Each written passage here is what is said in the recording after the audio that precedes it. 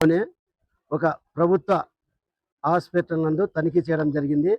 అదేవిధంగా ఈ రాష్ట్ర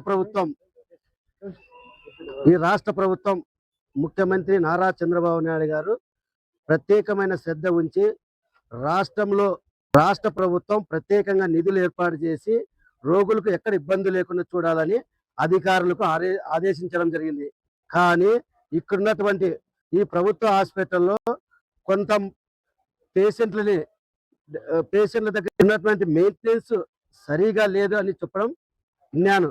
కానీ వెంటనే దీనికి సంబంధించిన అధికారులు ఎవరెవరు నిర్లక్ష్యం వహిస్తున్నారో వాళ్ళ పైన వెంటనే ఒక చర్య తీసుకుంటాం. అదేవిధంగా ఇక్కడున్నటువంటి రోగులకు ఎక్కడ ఇబ్బంది లేకుండా చూడాల్సిన బాధ్యత అధికారులది. ఎక్కడ నిర్లక్ష్యం చేస్తే వాళ్ళ పైన చర్య తీసుకోవడానికి ఈ రాష్ట్ర ప్రభుత్వం సిద్ధంగా ఉంది. కానీ ఈ రాష్ట్ర ప్రభుత్వం ఎక్కడ ఏ ఇబ్బంది లేకుండా అన్ని సౌకర్యాలు ఇస్తున్నారు.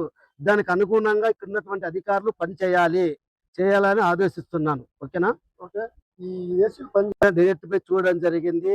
ఏసీలు ఏదో రిపేర్ ఉన్నాయన్నాడు. వెంటనే దాన్ని రిపేర్ చేపిస్తాం సార్ అని చెప్పారు. అతి తొందరలోనే గంటల్లోనే ఆ ఏసీలు రిపేర్ చేసి పనిచేసే విధంగా చూస్తాం సార్ అని ఇక్కడ ఉన్నటువంటి సూపరింటెండెంట్ గారు చెప్పారు.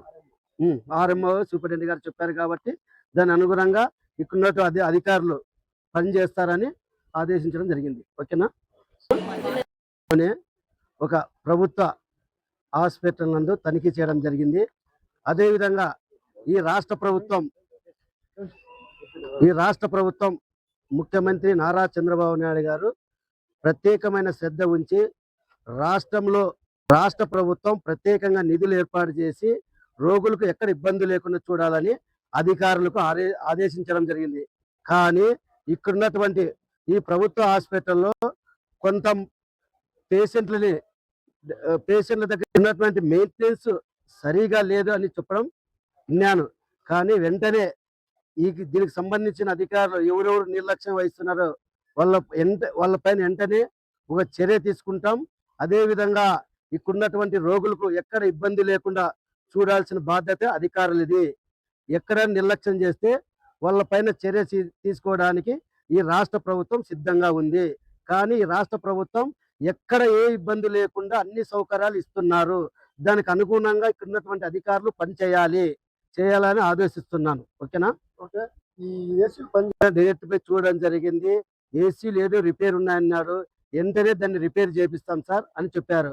అతి తొందరలోనే గంటల్లోనే ఆ ఏసీలు రిపేర్ చేసి పనిచేసే విధంగా చూస్తాం సార్ అని ఇక్కడ ఉన్నటువంటి సూపరింటెండెంట్ గారు చెప్పారు.